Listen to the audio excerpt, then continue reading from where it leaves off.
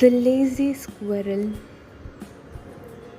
There was a lazy squirrel who liked to sleep under a shady tree. The squirrel had a wooden fence around his house. However, the fence was so old and it needed repairing. It also needed to be repainted. One day, his mother asked his son to paint the old garden fence.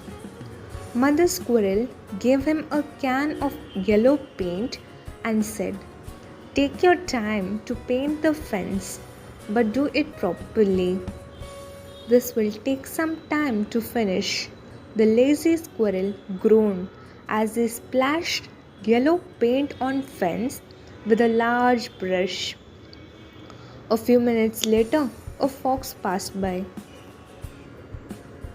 "Hello," said the fox to the squirrel. "Do you want me to help you?" asked the fox. "Yes, if you want to," replied the squirrel.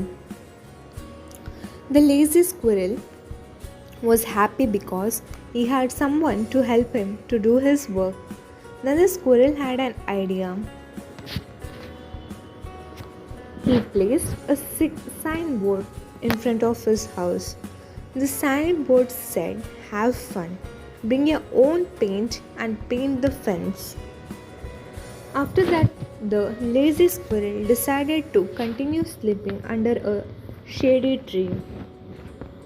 As he was sleeping, many of his friends came over to help him to paint the fence. They brought with them their own paint and brushes. As he was sleeping, many of his friends came over to help him paint the fence. After a long nap, the lazy squirrel woke up and went to see the fence. The squirrel was in shock when he saw the fence. "Oh my God!" cried the squirrel. The lazy squirrel realized that his friends had painted the fence in different colors. "Oh no!